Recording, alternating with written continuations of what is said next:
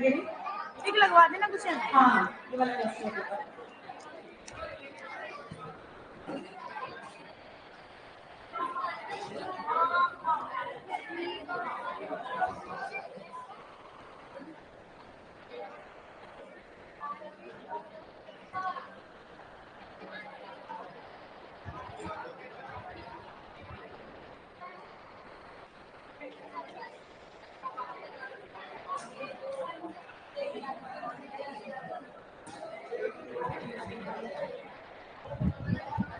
हाँ जी, good afternoon.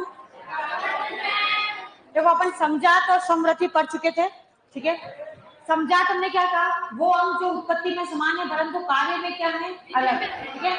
और ये अपसारी विकास का क्या करते हैं, समर्थन करते हैं। जबकि समृद्धि या तुल्य रूपी अंग वो होते हैं जो उत्पत्ति में भले अलग है लेकिन कार्य में क्या है, समान, ठीक है। अब देखो एक एग्जाम्पल से समझो। मान लो कि तुम 3 भाई बहन हो, ठीक है।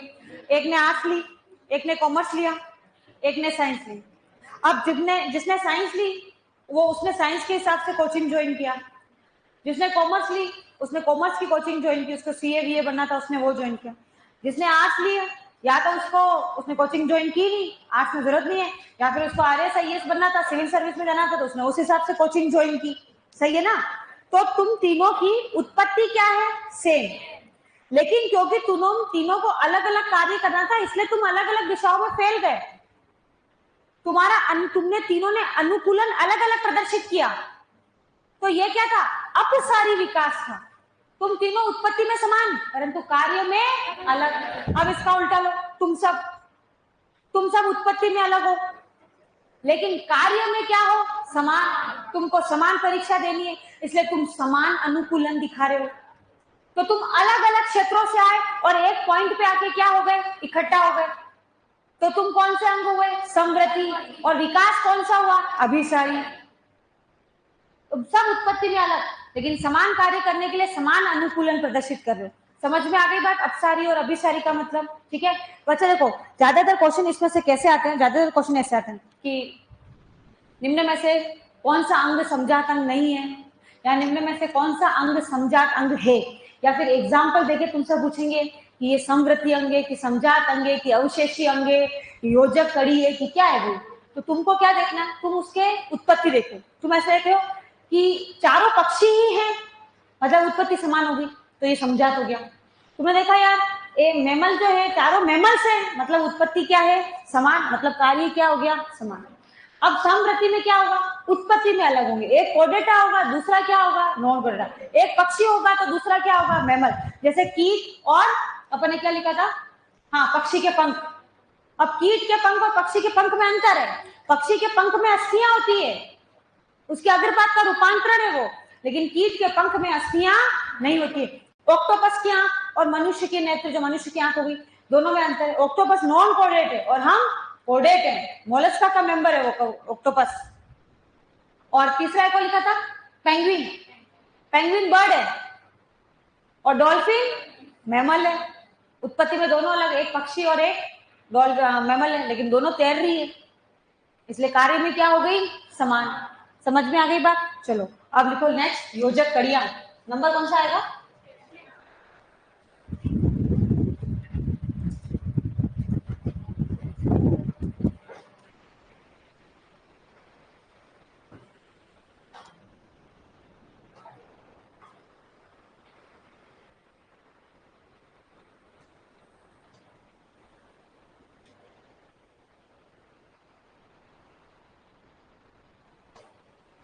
हाँ जी देखो योजक कड़ियां क्या होगा, कोई ऐसे जीव जो दो समूह के लक्षण रखते हैं, एक उच्च और एक निम्न। अपन लिखेंगे जीव जो दो समूह के लक्षण रखते हैं, ठीक है।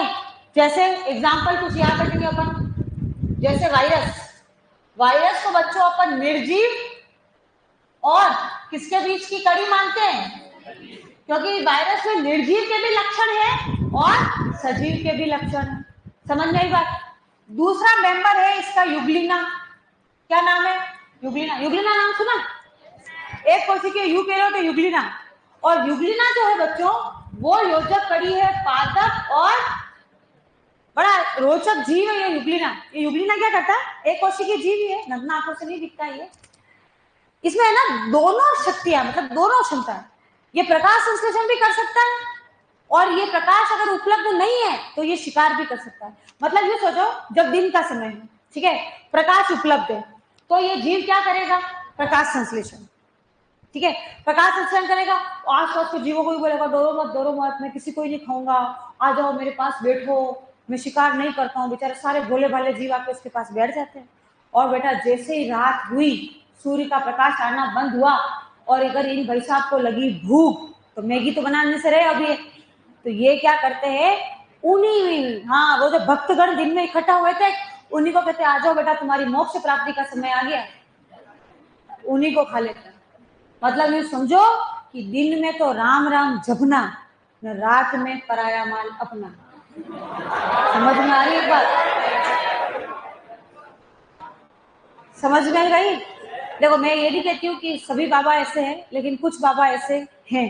कई मतलब आप देखो कि हर 6 महीने में एक बाबा के सामने से तो पर्दाफाश होता ही है, जो इसी मेथड पे, इसी फंडे पे काम करते हैं कि दिन में तो राम राम जपना, न रात में पराया माल अपना। सिंपली बात समझ में आई? ऐसे मेरे को याद है एक नाम, हाँ खूब है, लिस्ट है ऐसी तो, जो तुम नाम ले रहे हो उनकी लिस्ट है। मैं जिनकी बात कर रही हूँ वो अपने मतलब पता नहीं यूपी एमपी हरियाणा कई साइड थे, और उनका है ना, उनका चरणामृत बहुत फेमस हुआ था। यूँ कहते थे कि उनका जो है चरणामृत, ऐसे लोग चरणामृत पीने जाते थे कि वहां का चरणामृत पी लो तो घर के दुख दर्द दूर हो जाते हैं, शरीर के कष्ट भी दूर हो जाते हैं। और हाँ सही सही सही पकड़ेंगे, बस चुप ही रहना।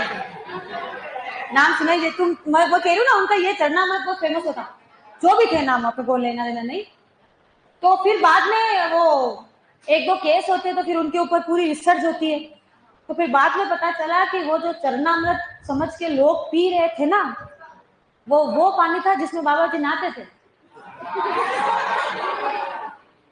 अरे मैं सही बोल रही हूँ, वो लोगों को चरणामृत देते थे। सोचो आप, मतलब उनके पाप की क्या परिकाष्ठा है।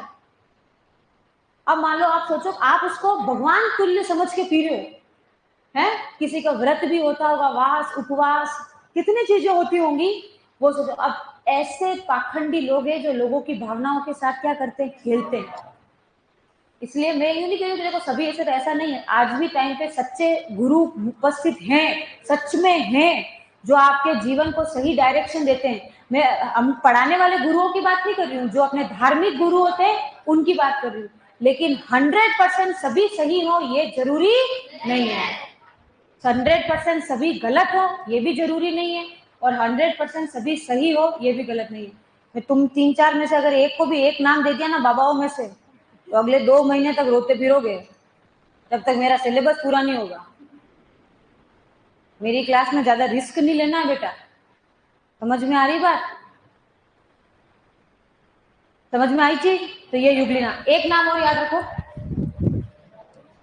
इकाइडीना, ये जानते हो, चीटी घोर कहते हैं इसको।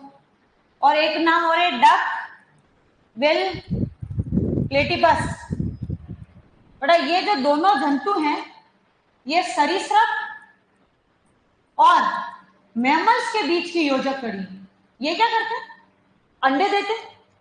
देखो मैमल्स क्या होता है, मैमल्स वो होते हैं जिनमें मेमोरी ग्लैंड हो, जिनमें स्तन ग्रंथियां हो, जो अपने बच्चों को क्या करे, फीड कराए, उनको मैमल्स कहते हैं। अंडे थोड़ी देते हैं मैमल्स, सीधे शिशुओं को जन्म देते हैं। लेकिन ये ऐसे मैमल्स है बेटा जो सरीसृप के जैसे तो क्या देते हैं, अंडे, फिर उन अंडों से निकलने वाले बच्चों को क्या करते हैं, ये दूध पिलाते हैं।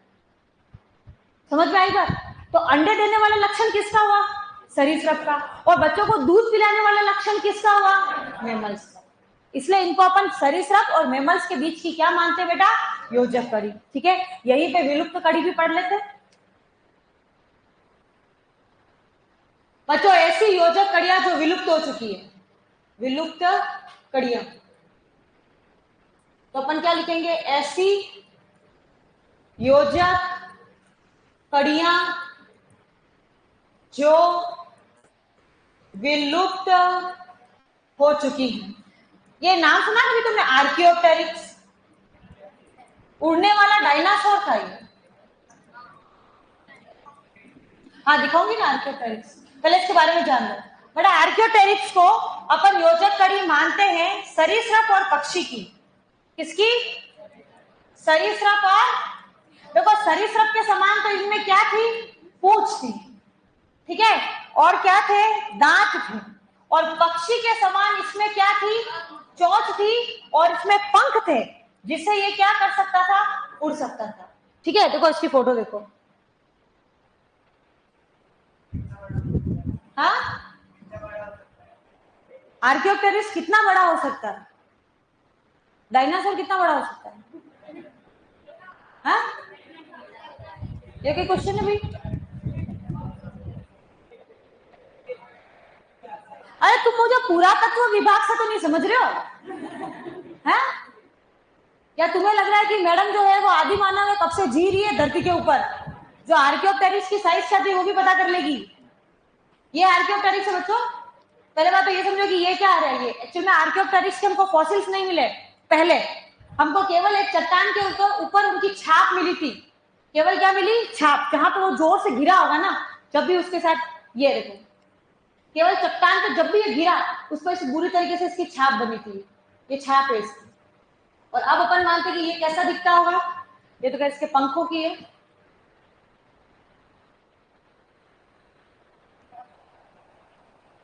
अभी आया था ना ये, और इसके दांत नहीं दिखाए, रुको अपन को इसके दांत भी देखेंगे।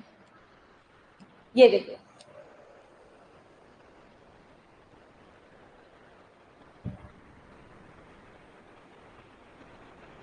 ये देखो पंख, ठीक है, पूंछ।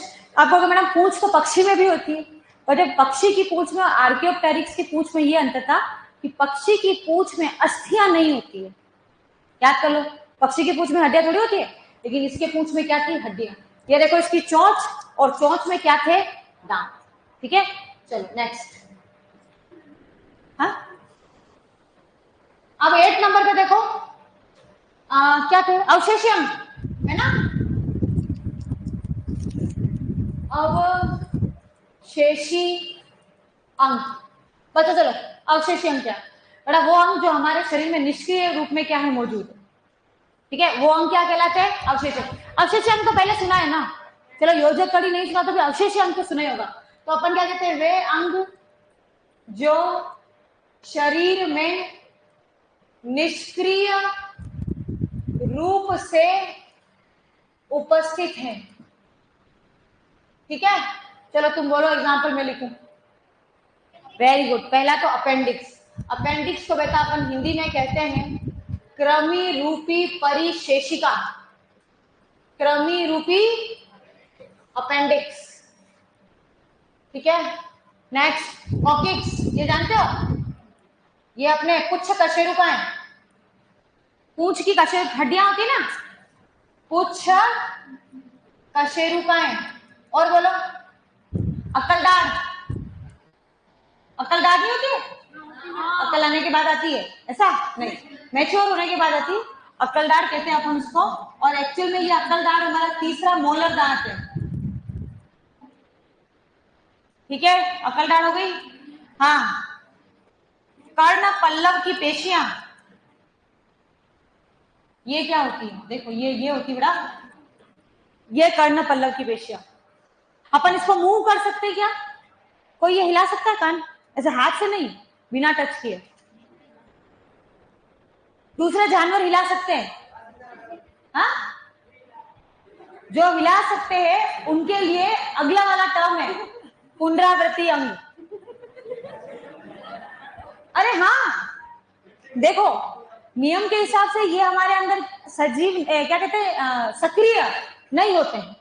दूसरे जानवरों में ये सक्रिय, ये हमारे अंदर ये निष्क्रिय। हमारे अंदर ये किसी काम की नहीं। खुदा ना खास्ता अगर किसी के एक्सीडेंट में ये कर्ण पल्लव कट भी जाए तो उसके सुनने की क्षमता कम हो जाएगी क्या? कुछ नहीं होगा उसको, वो तब भी उतना ही सुनेगा। अच्छा, दूसरे एनिमल्स में ये क्या काम करता है? दूसरे एनिमल्स में ये कर्ण पल्लव सराउंडिंग से ध्वनि तरंगों को एकत्रित करते हैं। आप देखना डॉगी अगर सोया हुआ आंखें भी नहीं खोलेगा, लेकिन अगर कुछ भी हल्की सी आवाज कान पहले खड़े कर देगा, क्योंकि वो कान ऐसे चलते हैं, ऐसे एंटीना के जैसे वो साउंड वेव को क्या करते हैं, कलेक्ट करते हैं। और कई लोग ऐसे होते हैं जो ये मूव करवा सकते हैं। तो इतना आश्चर्य, हमारे क्लास में भी जब मैं स्कूल में पढ़ती थी, हमारे क्लास में एक लड़का था गोपाल, ठीक है, हो सकता है उसके बच्चे यही पढ़ते हो सकता है कि ऑनलाइन देखते हो भाई, मेरे इसका तो बस शादीशुदा हुआ बच्चे होंगे, बड़े बड़े बच्चे होंगे उसके भी, तो वो देखता हुआ तो हमारे क्लास में गोपाल ही कान हिला सकता था। हमारे तुम्हारी इतनी बड़ी बड़ी क्लासें नहीं होती थी स्कूल में। कौन है? हाँ, लक्षित। हाँ तो हिला सकता ना, मैं कब मना कर रही हूँ। एक मिनट, तुम हंस के इस तरीके से नहीं कर सकते, पहले मैं बेइज्जती तो कर लूं फिर तुम हंसो। मैंने अभी कुछ उसको बोला भी नहीं और तुम हंस रहे हो, गलत बात है ना।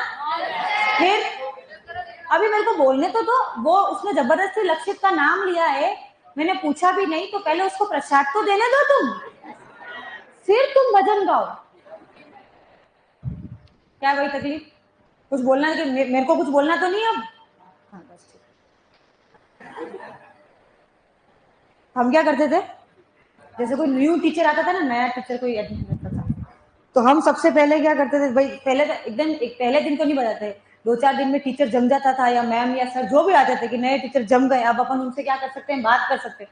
तो हम बताते थे, मैम आपको पता है, सर आपको पता है, गोपाल जो है अपने कान भी ला सकता है, बेचारा गोपाल हर क्लास में, मतलब हर जब भी नया टीचर आता वो स्टेज पे खड़ा होकर अपनी परफॉर्मेंस देता हुआ दिखता था, ऐसे कान लगता। और वो कहता भी था मैं तुमको देख लूंगा, मैं तुमको देख लूंगा, तुमने जबरदस्ती मेरा नाम मत लिया करो, तुम कोई भी नया पता चलता कि आज से कोई नए टीचर ज्वाइन करना, तो वो पहले खबरदार थे, तुमने हमारा नाम लिया, किसी को भी बताया, हम कसम खाता थे नहीं बताएंगे नहीं बताएंगे। और यूँ पहले हमारे टाइम पे कहते थे कि अगर आप कसम खा रहे हो और उंगली यूं कर लो तो कसम नहीं लगती है, या कसम खाओ तो ऐसे कर लो तो वो कसम लगती नहीं है। तो छोरियों वाले चोचले होते थे सब जो, हाँ ये तो छोरी वाले चोचले तो होते, लड़के थोड़ी बनते। ये वो मोर पंख किताबों में रखना, वो विद्या की पत्तियां किताबों में रखना, ये सारे शौक लड़कियों के ही होते हैं, लड़कों के नहीं होते हैं, ट्रस्ट मी। देखो होते हैं, विश्वास करो, मतलब ट्रस्ट मी मतलब विश्वास करो, ऐसा करें। जैसे मैं तुमको देखो एक डिफरेंस बताती हूँ, जैसे मान लो हमारे क्या होते थे बेटा, ऐसे क्लासें होती थी ना, तो ऐसे कॉरिडोर होता था बाहर, जहाँ पर पीटीआई से डंडा लेके घूमते रहते थे। उनका काम बस वो क्लासेस तो वो पढ़ाने नहीं होती थी, उनका एक डंडा होता था हाथ में, और वो जैसे कौन सी मूवी थी वो, अमी जे तो मार वाली कौन सी मूवी है, भूल भुलैया, उसमें वो अक्षय कुमार नहीं घूमता है, वो डंडा छड़ी लेके वैसे घूमते थे, और जो खिड़की में से, मतलब खिड़की में से देखते थे सर, जो बात करता हुआ दिखता था उसको उठा के ले जाते थे, ठीक है। तो मान लो अगर लड़कियां भी बात कर रही है, तो लड़कियों से मान लो बात कर रही, तो कहते हैं उठ चल बाहर निकल ऐसे। और फिर लड़कियों को हाथ उठाने की परंपरा तब भी नहीं थी कि आप लड़कियों को नहीं मार सकते, ज्यादा ज्यादा आप लड़की बहुत ज्यादा करे तो ऐसे हाथ पे डंडे लगाते थे। तो मान लो लड़कियों को सर ने कहा हाथ आगे कर, तो लड़की यूं कर देती ऐसे, तो भी पड़ जाता था, पढ़े। अब लड़की अंदर आई है, आंसू बह रहे भयंकर, ठीक है, क्या हुआ, कुछ नहीं हुआ ऐसे। अब आसपास की लड़कियां पूछ रही क्या हुआ, कुछ नहीं हुआ कुछ नहीं हुआ, अगले 2 पीरियड का रोनी शक्ल लगा के बैठी हुई है। अब लड़कों की सुनो, लड़का बाहर गया, तुम्हें क्या लगता है लड़के को सर एक डंडे से रवाना कर देंगे, उसके 2 चाक खींच खींच के पड़ती थी। हाँ अब वो अंदर आ रहा है, उससे पहले देखो ऐसे एंट्री होती है उसकी क्लास में। अब बच्चे उससे पूछ रहे हैं तेरे को मारा है, कोई हाथ लगा सकता है तेरे भाई को, जबकि हमने खुद देखा है कि भाई बाहर से रबड़ बन के आया है, इतना पीटा गया है उसको बाहर, लेकिन टशन कम नहीं होना चाहिए, फुल एटीट्यूड, जबकि भाई के बेल्ट नहीं पड़े, डंडे से फुल कूटा गया है वो बाहर, लेकिन भाई साहब क्या कहते हैं वो, अरे कुछ कहते हैं ना, रस्सी जल जाए पर बल न जाए, वैसे एटीट्यूड के साथ में भाई की क्लास में एंट्री होती है। और उसी के साथ साथ और मान लो साका पूछ रहा है कोई, आसपास वाले दोस्त की तरह लगी तो नहीं, अरे नहीं रे छोड़ दे तुम, पढ़ पढ़ ऐसे। और लड़कियां ऐसी भी रो रो के आसपास की 2-4 लड़कियों को भी, और तू क्यों रो रही है मैडम, ये रो रही है, अरे तो तू क्यों रो रही है, अरे सही में ऐसा देखने को मिलता था, फ्रेंड रो रही है उसके साथ वो भी रो रही है। अच्छा तुम मुझे बताओ कि जो मैं कह रही हूँ वो गलत है तो बोलो। ये मेरा प्रैक्टिकल अनुभव है, ऐसा ही होता था। अब होता भी होता भाई मुझे नहीं पता, लेकिन हमारे स्कूल टाइम पर तो ऐसा ही होता था। अभी भी होता है। चलो लिखो, आगे लिखो।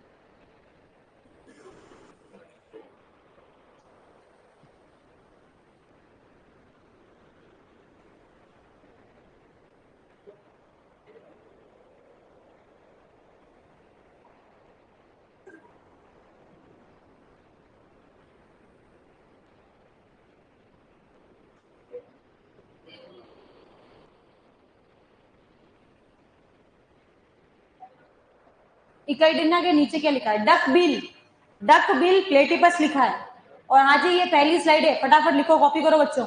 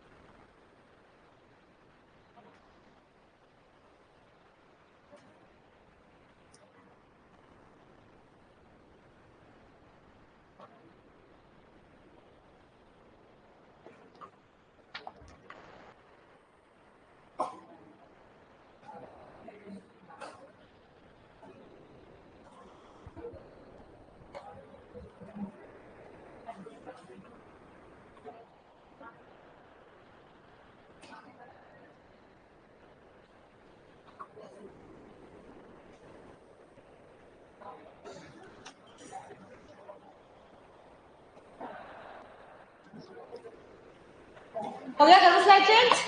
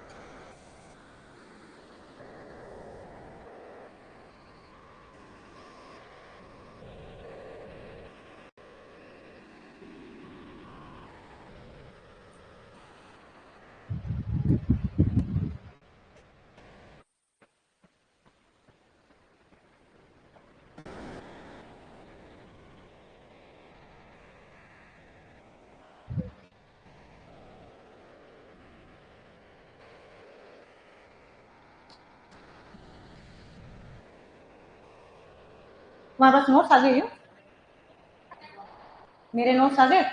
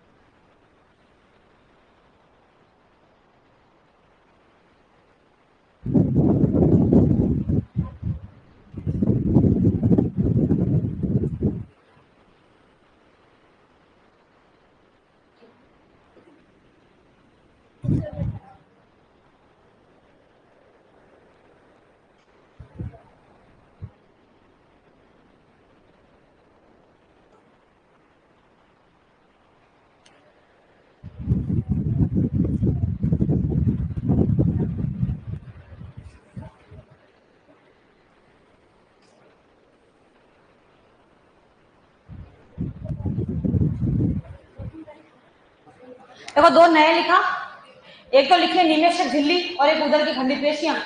देखो निमेषक झिल्ली तो क्या होती है, अपनी आंखों में ये रेड रेड झिल्ली होती है, देखी यहाँ झिल्ली होती है, ये निमेषक झिल्ली है। ये हमारे अंदर अक्रिय है, लेकिन ऊंट में ये क्या होती है, सक्रिय। देखो ऊंट में ये क्या काम करती है बच्चों, तो आपको पता है ऊंट रेतीले स्थान पे रहता है ना, उसकी आंखों को बार बार साफ करना पड़ता है। जैसे हमें, हमारी आंखों को साफ कौन करती है, हमारी पलक। हाथ थोड़ी थोड़ी देर में यूं करते हैं, तो पलकों में क्या होता है, जो मॉइस्चर होता है वो मॉइस्चर आंखों पे लगता है, आर्द्रता, ताकि आंखें सूखे नहीं। अब तो अगर अपनी आंख में कुछ गिर जाए तो जब तक वो निकलेगा नहीं, आंख खुलती नहीं है, वो यूं करते जाएंगे, नहीं खुलेगी वो आंख, आप कितना भी कर लो। ऐसा हाँ यूं पकड़ के जबरदस्ती खोलो तो अलग बात है, वो भी बार बार बंद होगी। ये अपना रिफ्लेक्स एक्शन है। और अपने आंखों में जैसे ही कुछ गिरा नहीं कि तुरंत आंखों में से पानी आने लग जाता है, ये भी रिफ्लेक्स एक्शन है। क्योंकि अश्रु जो होते हैं, आंसू जो होते हैं, उसमें लाइसोजाइम एंजाइम होता है जो बैक्टीरिया को मारने का कार्य करता है। तो अब ऊंट में क्या मामला है, ऊंट को तो रेत का ज्यादा सामना करना होता है, तो उसकी आंखों में क्या था, एक तो ये तो शटर सिस्टम है, यूं किया यूं, शटर बंद शटर खुला शटर बंद, उसमें वाइपर भी चलते हैं ऊंट में, निमेषक झिल्ली। वो जब आंखें बंद करता तो एक बार शटर अप एंड डाउन, एक बार वाइपर घूम जाता, फिर आंखें बंद करता शटर वाइपर। समझ में आई बात? तो आंखों में से जो रेत है वो सारी क्या होती है, साफ हो जाती है। अब ये उधर के खंडित पेशियां क्या है, उधर के खंडित पेशियां तुम्हें जाना, ये जो, अरे जो लोग एक्सरसाइज करने नहीं जाते जिम में, फिर वो ऐसे वो बिस्किट बना लेते हैं, 3 पार्ले जी इधर और इधर, क्या कहते हैं उनको, हाँ 6 पैक्स है, वही पार्ले जी बिस्किट, 3 इधर 3 इधर। वो जो उधर की खंडित पेशियां जो है वो है निमे, अपने क्या कहते हैं, अवशेषी अंग है। भाई अवशेषी अंग कैसे, कि क्या ऐसा सुना तुमने कि यार उसने 6 पैक्स एब्स बना लिए तो अब वो 150 साल जिएगा, या 6 पैक्स एप बनाने के बाद उसकी प्रतिरोधक क्षमता बहुत बढ़ गई है, अब वो रोग से ज्यादा अच्छे से लड़ पाएगा, कोई फर्क नहीं पड़ता। और ऐसा है कि भाई जो 6 पैक्स एप नहीं बना पाए, अब वो अगले 6 साल ही जिएंगे बस, ऐसा कुछ है, कुछ भी नहीं। ये हमारा अवशेषी अंग है, इससे कोई फर्क नहीं पड़ता है। ठीक है, हो गया अवशेषी अंग। अब 9वां, जिसको अपन ने बोला पुनरावृत्ति अंग। देखो बच्चे, पुनरावृत्ति अंग क्या होते हैं समझ लो, पहले तो लिखवा देती हूँ। पुनरावृत्ति अंग का मतलब होता है कुछ ऐसे अंग जिनको हमने विकास के दौरान खो दिया था, मतलब अब वो हमारे अंदर पाए ही नहीं जाते, अक्रिय रूप छोड़ो, पाए ही नहीं जाते। लेकिन कभी कभी जन्म के समय किन्हीं किन्हीं बच्चों में वो लक्षण अचानक से क्या हो जाते हैं, प्रकट हो जाते हैं। जैसे पूंछ सहित किसी बच्चे का जन्म लेना, पूंछ वाले बच्चे, बहुत सारे बच्चे होते हैं पूंछ वाले बच्चे होते हैं जिनमें हल्की छोटी सी क्या होती है, पूंछ होती है। आसान, मतलब ज्यादा कोई ऐसा टेंशन वाला काम नहीं होता इसमें। बच्चा थोड़ा बड़ा हो जाए, साल 1.5 साल का हो जाए, ऑपरेशन झेलने लायक हो जाए, क्योंकि बड़ा ऑपरेशन होता है तो एनेस्थीसिया झेलने लायक बच्चा होना चाहिए। छोटा बच्चा एनेस्थीसिया नहीं झेल पाते, तो इतना हो जाता है, उसके बाद उनकी पूंछ को क्या कर देते हैं, काट देते हैं। क्योंकि कि मैडम बाद में नहीं काट, बाद में काटे तो क्या दिक्कत है, बाद में हड्डी कड़क हो जाती है। शुरू में क्या होती है, हमारे उपास्थियां होती हैं। उपास्थि और अस्थि में क्या फर्क है, उपास्थि और अस्थि में ये फर्क है, अभी महसूस कर, और नाक की टिप पकड़ो, ऐसे पकड़ो, इसको हिलाओ, हिल रही है क्योंकि ये उपास्थि है। अब इसको यहां से पकड़ो, हिलाओ, क्योंकि वो अस्थि है। ये उपास्थि है, ये क्या है, उपास्थि। उपास्थि सॉफ्ट होती है, उसमें कैल्शियम नहीं होता। उपास्थि में जब कैल्शियम जम जाता है ना, तो वो किसमें कन्वर्ट होती है, अस्थि में। छोटे बच्चों में उपास्थि ज्यादा होती है, तभी आप देखना सॉफ्ट होते हैं। अपन को लगता है अरे इनका हाथ टूट नहीं जाए, लेकिन नहीं टूटता है, वो फ्लेक्सिबल है। मेरा ध्यान से सुनना, ये केवल जानकारी के लिए था कि छोटे बच्चों का हाथ नहीं टूटता है। प्रैक्टिकल नहीं करना है इसको घर जाके, कि मान लो तुम्हारा भतीजा है या भांजा है या अंकल का लड़का है, तो इन्होंने कहा था इनकी हड्डियां नहीं टूटती है। समझ में आई बात? पकड़ के टांग और उल्टा लटका के, बेटा कुछ नहीं, बस भैया प्रैक्टिकल करके तेरे को नीचे वापस रख देंगे, वो नहीं करना है। खाली मैंने बता दिया ना, बस विश्वास कर लो, प्रैक्टिकल करने की जरूरत नहीं है। तो कुछ बालकों में पूंछ की उपस्थिति हो जाती है। जैसे जैसलमेर का कौन है, जैसलमेर का कोई है अपने से? तुम लक्ष्मी को जानते हो, लक्ष्मी जिसके 8 हाथ पैर थे? नहीं, 8 एक्चुअली क्या है, खैर ये तो हाँ सही भी होगा, क्योंकि बहुत पुरानी बात है। लक्ष्मी, जब मैं कॉलेज में थी तब लक्ष्मी जो थी वो 3-4 साल की थी। मैं कॉलेज में थी मतलब 2007, है ना? हाँ? 2-3, हाँ तुम 2 साल के थे। 2007 में मेरी बीएससी हो गई थी, कॉलेज हो गया था मेरा। तो उस हिसाब से उस समय वो लक्ष्मी फेमस हुई थी। तो तुम्हें फोटो दिखाती हूँ लक्ष्मी की। लक्ष्मी एक्चुअली उसका नाम लक्ष्मी इसलिए पड़ा, जैसलमेर की है वो लक्ष्मी। उसके 8 हाथ पैर थे। अब 8 हाथ पैर क्यों है? एक्चुअल में वो जुड़वा था। वो क्या था, जुड़वा। आपको पता है जुड़वा, ट्विंस। तो उस ट्विन को क्या होना था, शरीर से बिल्कुल अलग होना था, लेकिन वो ट्विन जो थे वो आधे आधे अलग हुए। तो हुआ क्या कि लक्ष्मी तो पूरी बनी, लेकिन वो ट्विन का जो निचला हिस्सा था, धड़ तो था ही नहीं उस ट्विन का, केवल क्या थे, 2 हाथ और 2 पैर। मतलब ऐसे लक्ष्मी और उल्टा वो कौन कौन जुड़ा हुआ है, ट्विन। तो ऐसा लगता था लक्ष्मी के कितने पैर है, कितने हाथ पैर है, 8। 4 हाथ और 4 पैर। ठीक है, तो तुम्हें फोटो दिखा देते हैं। अब तो ठीक है, वो अब तो तुमसे भी तुम्हारे एज की होगी लक्ष्मी, मान के चलो। उस समय क्या हुआ था, जब इसके हाथ पैर पे, मैंने भी ये हिस्ट्री चैनल पे एक एपिसोड आते थे ऐसे, बोर्न डिफरेंट। बोर्न मतलब जन्म लेना, डिफरेंट मतलब अलग, जो जन्म के समय से अलग हो, ऐसी सीरीज चलती थी बोर्न डिफरेंट।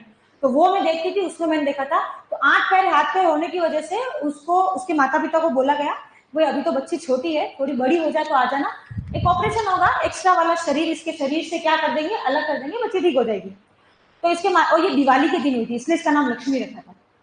तो इसके माता पिता जब घर गए, तो घर गांव वालों को जैसे ही पता चला, तो दिवाली के दिन करो लक्ष्मी जी का अवतार आया, लक्ष्मी 8 हाथ पैर लक्ष्मी जी का अवतार हुआ है, तो अब तुमने अगर इसके हाथ पैर कटाए तो हम तुमको गांव से बाहर निकाल देंगे, तुम्हारा हुक्का पानी इस गांव से बंद कर देंगे। तो उसके मम्मी पापा ऑपरेशन करवाने ही नहीं आए थे। फिर बहुत सारे लोगों ने, डॉक्टर्स की टीम ने उनके मम्मी पापा को समझाया, तब जाके उन्होंने एम्स में ऑपरेशन करवाया। अब तो ठीक है लक्ष्मी। तो अब तो देखो, तुम अगर कोई ये बोलेगा ना, पहले मैं बोल दूं कि मैडम लक्ष्मी की अभी की फोटो दिखाओ, तो वो नहीं दिखाएंगे। अभी की फोटो नेट पे अवेलेबल नहीं है, ठीक है?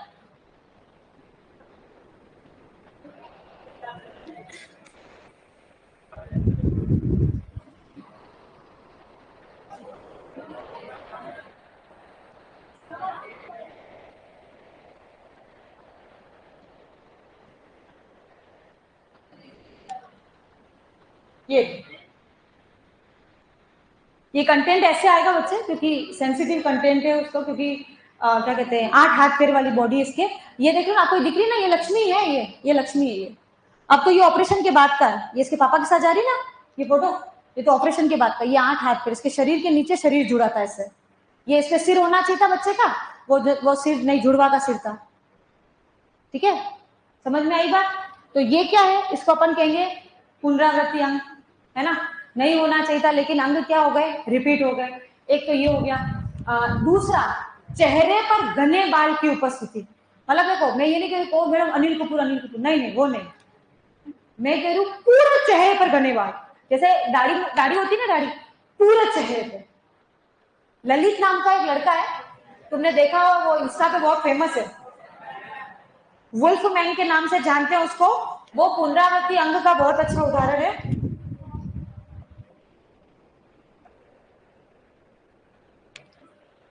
ये रहा, ये बहुत फेमस है, इंस्टा पे बहुत रील्स बनाता है, ये बहुत फॉलोअर्स है इसके। ये ललित है, इसको वुल्फ मैन के नाम से जानते हैं, और ये पुनरावृत्ति अंग का उदाहरण है। क्योंकि किसी जमाने में हम जब जानवर होते थे ना, इंसान, तब हमारे चेहरे पर क्या होते थे, ऐसे घने बाल होते थे। अब ऐसे घने बाल नहीं होते, लेकिन अनलकीली ये बच्चे के चेहरे पर क्या आ गए हैं, घने बाल आ गए हैं। इसका कोई इलाज नहीं है, जेनेटिकल प्रॉब्लम है, इसको किसी दवाइयों से, किसी ऑपरेशन से इसका कुछ भी नहीं हो सकता। लिखो फटाफट जल्दी से, आपको लिखना है पुनरावृत्ति अंग।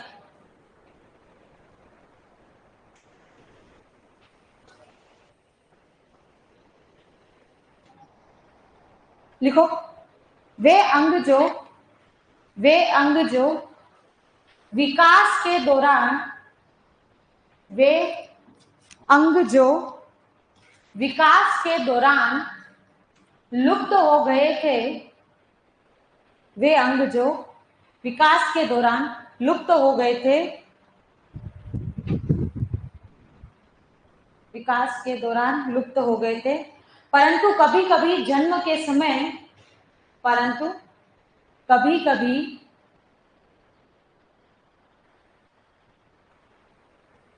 कभी जन्म के समय किन्हीं बच्चों में, कभी कभी जन्म के समय किन्हीं बच्चों में ये अंग पुनः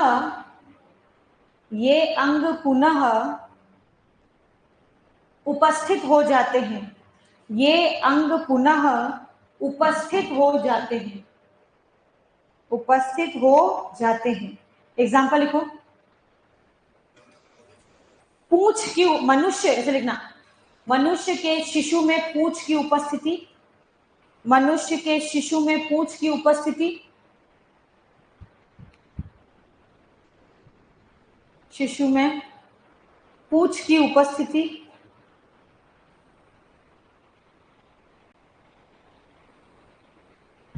ठीक है, दूसरा एग्जाम्पल लिखो, चेहरे पर घने बालों की उपस्थिति, चेहरे पर घने बालों की उपस्थिति।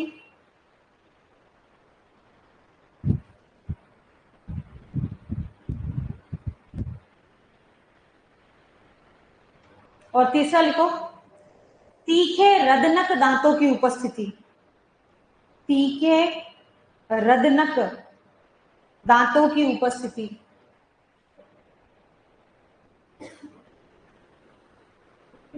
तीखे रदनक, र द न क। अरे किसी किसी में तीखे रदनक नहीं होते, ये साइड वाले दांत किसी किसी में ऐसे होते हैं ना। अब ये हमारे अंदर नहीं होने चाहिए, मांसाहारी नहीं है, कच्चा मांस नहीं खाते, लेकिन किसी किसी में एक्स्ट्रा तीखे होते हैं, ऐसे नीचे निकले होते हैं अलग से, उनकी बात करें। मेरे है ही नहीं, कैसे दिखाऊं? अच्छा इसमें दिखो,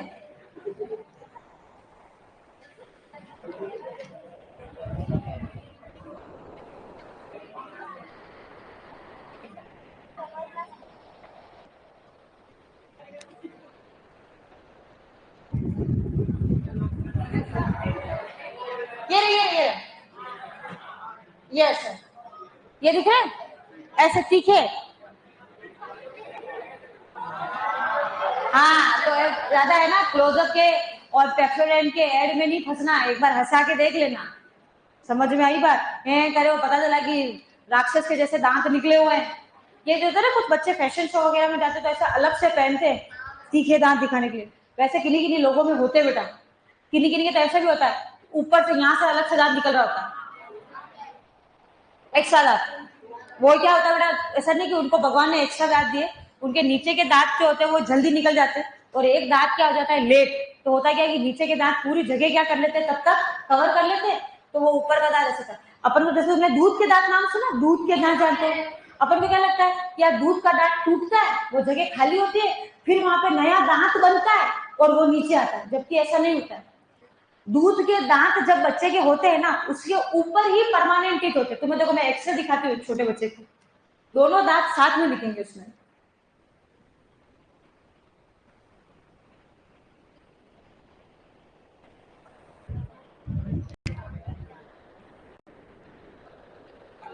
ये देखो, तुमको है ना डबल डबल दांत की लेयर दिखेगी इसमें, दिख रहा है कि नहीं दिख रहा इसमें, ये देखो इसमें भी दिख रहा है। हाँ एक मिनट, इसको क्लिक करने दे पहले। ये देखो, मतलब ये मिल्क टिप और उसी के ऊपर क्या है, परमानेंट टिप। जिस दिन मिल्क टिप टूटेगा, दूध के दांत टूटेंगे, परमानेंट टिप अपने आप कहाँ आ जाएगा, नीचे आ जाएगा। ऐसे होते हैं, ठीक है। चलो, तो अब अपना नो नो वाला, नंबर 9 वाला है ना, नंबर 9 वाला जो है वो क्या कहते हैं उसको, प्रमाण जो है वो खत्म हुआ, और 10वां प्रमाण पढ़ेंगे अपन क्या, प्राकृतिक वर्ण। डालो हेडिंग।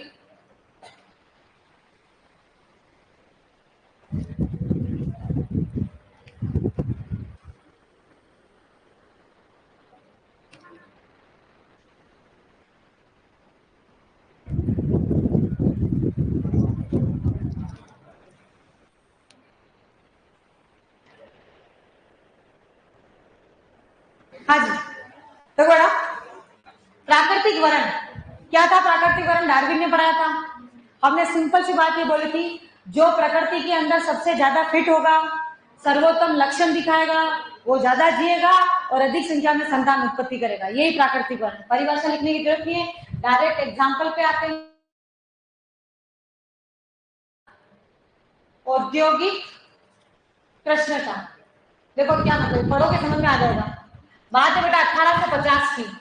1850 में बात कर रहे हैं कौन से देश की, इंग्लैंड की। तो बेटा उस समय क्या था, इंग्लैंड में कारखाने बहुत कम थे, औद्योगिकीकरण कैसा था, कम। कि मैडम कम क्यों था, भाई औद्योगिकीकरण वहां क्यों होगा, इन्होंने सारी फैक्ट्री तो भारत में लगा रखी थी, सारा नुकसान तो भारत का कर रहे थे ये। हमारे यहाँ से कच्चा माल लेते, हमारी फैक्ट्रियों में बनाते, क्योंकि मजदूर इनको सस्ते मिल जाते, ठीक है, और फिर विदेशों में ले जाके उच्च दामों पे बेचते। तो वहां उन्होंने इंडस्ट्री बहुत कम लगाई थी, सारी इंडस्ट्री इधर थी। अब अगर इंडस्ट्री कम होगी तो ऑब्वियसली प्रदूषण भी क्या होगा, कम होगा। और आपको पता है अगर प्रदूषण कम होता है तो लाइकेन, पेड़ों के ऊपर लाइकेन क्या होंगे, ज्यादा। बड़ा लाइकेन क्या होता है, शैवाल और कवक का सहजीवी संबंध होता है। ये जनरली पेड़ों के तने पे होते हैं। अगर मैं एक फोटो दिखा रही हूँ, अगर वो फोटो मतलब वैसे पेड़ तुमने अपने गांव में देखे हैं तो तुम समझ जाना तुम्हारे गांव की हवा जो है वो शुद्ध है। क्योंकि मैंने तो अभी तक तो ऐसे पेड़ पे ऐसे लाइकेन लगे हुए नहीं देखे, क्योंकि सिटी में तो भूल जाओ कि ऐसा कहीं दिखेगा।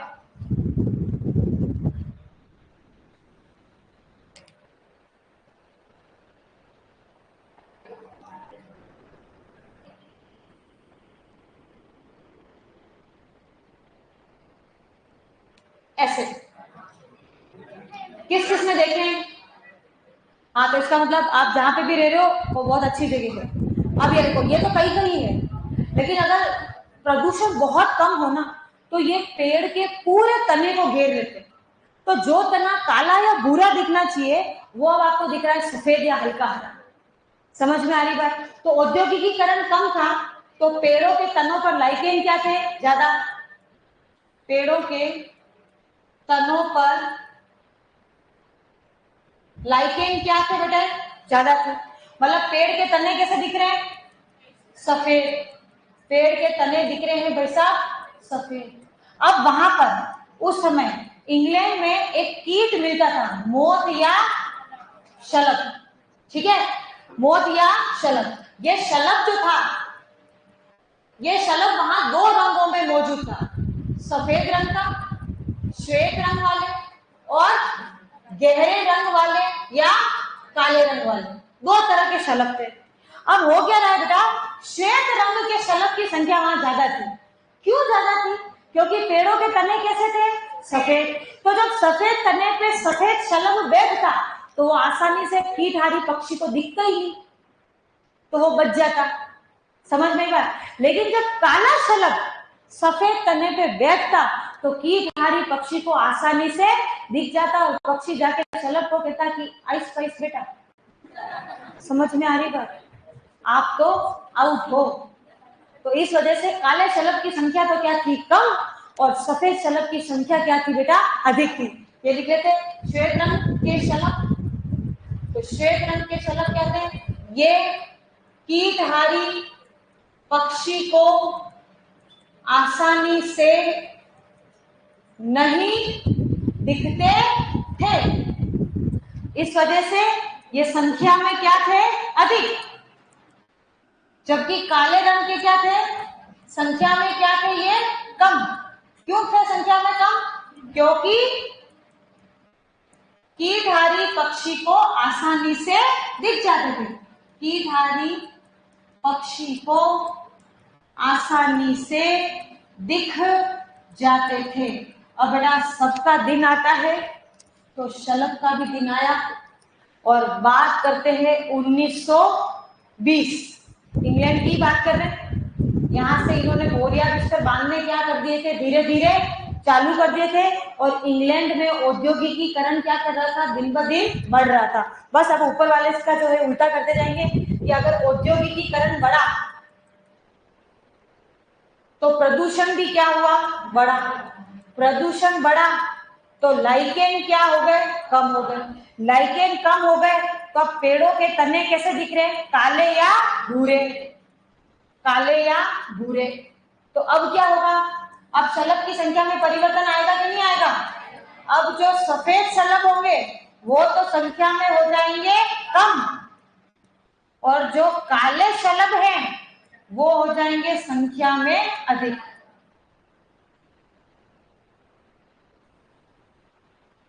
चलो कॉपी कर लो बेटा।